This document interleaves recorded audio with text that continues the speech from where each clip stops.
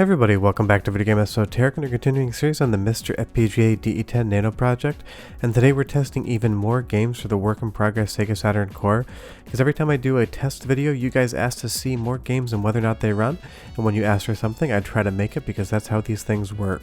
Before we get too far involved though, do me a huge favor, go down below, hit like, subscribe, that notification bell definitely helps us out.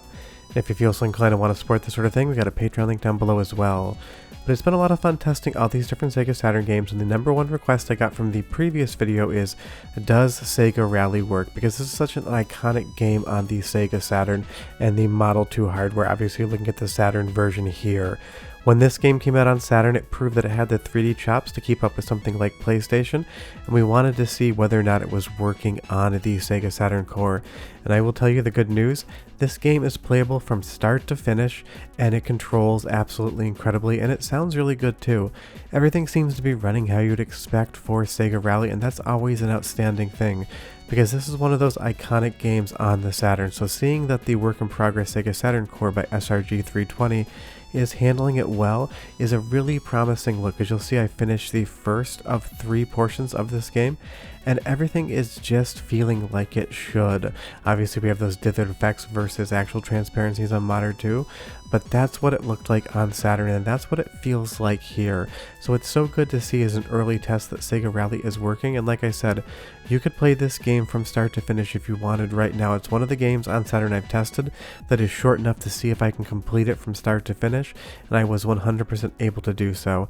Not driving really well today. I will say that in the D-pad, maybe it feels a little bit floatier than real hardware, but I usually play the Model 2 version, so it's kind of hard for me to be subjective on that. One of the games I tested last time I was able to get to work, and that is the original Panzer Dragoon.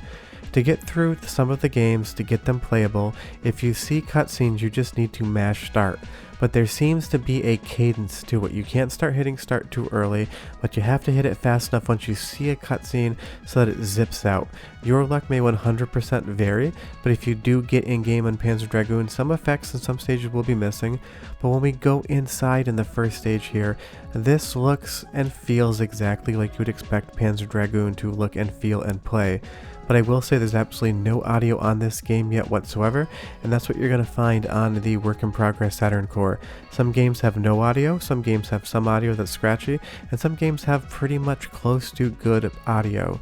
I was surprised that a lot of people asked to see elevator action returns, because I absolutely love this game. But when I'm picking games to show you guys, I think about what the most people would want to see, and I didn't really ping on this one even though I do love it, but everyone wanted to see if it runs, and I can tell you this is another excellent game on the core as it stands now that is 100% playable, at least as far as I played it. The audio can be a little bit scratchy in spots, but that seems to be part and parcel for the core at its current state in development, which is to say, still very early. But Elevator Action Returns is an absolutely outstanding 2D action game from Taito. It is one of my favorite games they ever made, and it is running on the Saturn core, and I am very impressed that you guys really wanted to see this one. It makes me happy because I kind of feel like Elevator Action Returns is a relative deep cut as far as Saturn or arcade games are concerned. There is some love out there for it, but it's nice to see that everyone wanted to see it test on Saturn. And you can see here all the transitions are working. This game didn't freeze. I played it until I had to move on, and I'm sure I could have played it even further if I had so wanted to. Now apparently some people missed my first Saturn preview video because I did show Guardian Heroes running there, but you guys asked about it again, and this is a good example to show you how the audio can be slightly scratchy, but when you remove certain sound effects, it actually sounds pretty close to real Saturn hardware. But as far as the gameplay and input response is concerned, this feels spectacular. It feels like playing on real Saturn hardware so far. But like I said, audio is a super important thing to all these cores, so go ahead and listen for like 30 seconds at the current state, and I will be right back. Enjoy!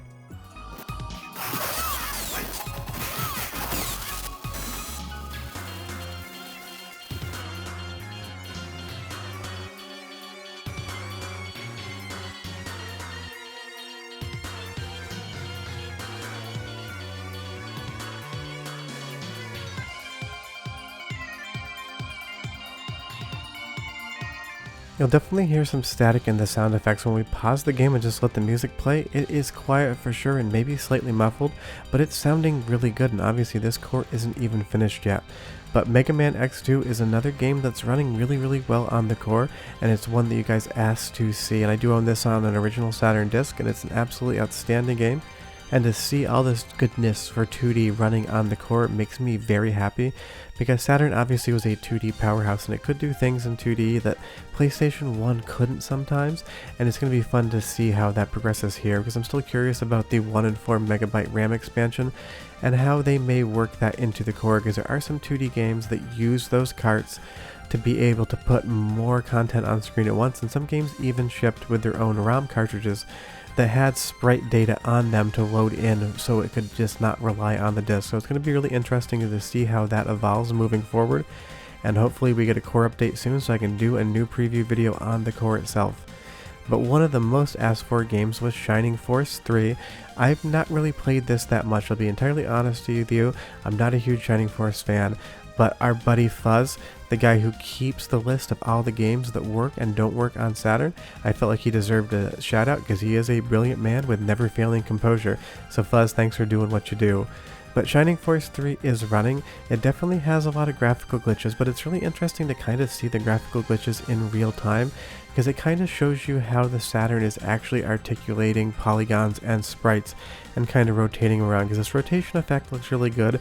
The 3D looks like it's holding together, but you will see in some of the sprites or those background layers of the water, there's definitely still some things that aren't quite pieced together yet, and of course those will improve as time moves on. But as far as Shining Force 3 is concerned, it boots and you can play into it. It's up to the point that I decided I didn't want to play it anymore. Deep Fear was another big request, and that makes me really happy. I've done a video on this in the past. You can check my channel if you want to see it. This is an outstanding survival horror game for Sega Saturn, and Sega was trying to compete with Resident Evil. And Deep Fear does not get near as much credit as it deserves in my opinion. And I played through maybe like 30 minutes of this, and everything was working perfectly fine, outside of the fact that this is another one of those games that has absolutely no audio tied in so far, because there are more than one way to produce audio on the Sega Saturn. So it seems like what's going on is not all of the coding in FPGA is complete for all the different ways for sound to come through. But in this instance at least, cutscenes don't seem to affect the gameplay whatsoever. That elevator cutscene played, and everything transitioned back into gameplay, compared to Panzer Dragoon, where that cutscene will freeze the core entirely. And speaking of Panzer Dragoon, of course everyone asked if Panzer Dragoon Saga was working, because it is listed as such, but unfortunately no matter how I mashed the start button to try to avoid the cutscene in the beginning, it didn't seem like either I was fast enough or everything was working correctly. I am on the current revision of the core and my MiSTer's updated, but I get this small white square that turns into a smaller white square, and then it just boots me directly back to the dashboard of the Saturn, where you can kind of play around with different things like the CD support. So your results may vary. Another game listed as working that I could not get to load whatsoever is Sega Ages Outrun, spectacular version of the game. It just would not work for me. And one game that nobody asked for, but I wanted to see if it worked because I think it's outstanding, is Princess Crown from Atlas. This is an amazing game that has some of the best 2D visuals on the Sega Saturn in my opinion, and I found that it was working really well, and I highly suggest you play it. But again, here's another sample of the music, because in this game it sounds near perfect. Enjoy!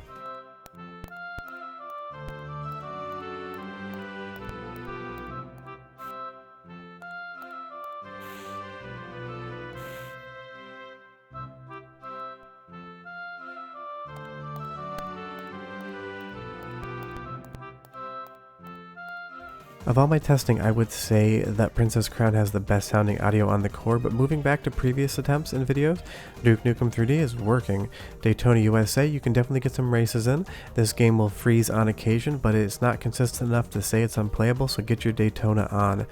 The House of the Dead, I haven't finished the game yet, but I could totally try because I've yet to get this game to freeze, and I love the Saturn port even if it is ugly as sin.